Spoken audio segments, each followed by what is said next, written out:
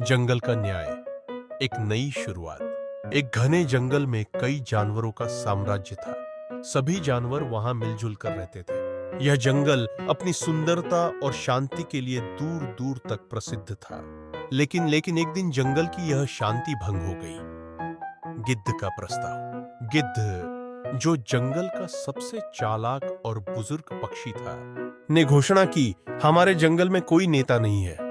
हमें एक ऐसा नेता चाहिए जो न्यायप्रिय हो और सबके भले के बारे में सोचे। सभी जानवर गिद्ध की बात से सहमत हुए, लेकिन सवाल उठा कि नेता कौन बने। प्रतियोगिता की घोषणा गिद्ध ने कहा, जो भी इस जंगल के लिए सबसे उपयोगी साबित होगा, वही हमारा नेता बनेगा। प्रतियोगिता कल सुबह शुरू होगी। सभी जानवर इस प्रतियोगिता के लिए तैयार होने लगे। शेर, हाथी, लोमड़ी और बंदर सबने अपनी योग्यता दिखाने की योजना बनाई। पहला दिन, ताकत की परीक्षा। प्रतियोगिता के पहले दिन जानवरों की ताकत का परीक्षण हुआ। शेर ने अपनी दहाड़ से सबको प्रभावित किया। हाथी ने अपनी सूंड से बड़े बड़े पेड़ों को गिरा दिया। मगरमच्छ ने अपनी तेज गति दिखाई, लेकिन लोमड़ी और बंदर ने कहा, ताकत ही सब कुछ नहीं होती। दूसरा दिन, बुद्धि की परीक्षा। दूसरे दिन बुद्धि की परीक्षा ली गई। गिद्ध ने जानवरों के सामने एक समस्या रखी, अगर जंगल में आग लग जाए तो तुम क्या करोगे? लोमड़ी ने कहा, मैं जल्दी से जंगल छोड़ दूंगा। बंदर ने कहा, मैं पेड़ों पर चढ़ जाऊंगा।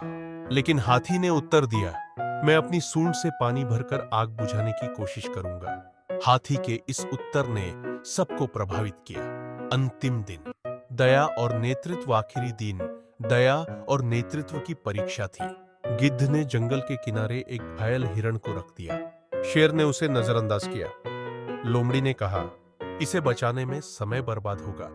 लेकिन हाथी और बंदर ने मिलकर उसे उठाया और नदी के पास ले जाकर उसकी देखभाल की।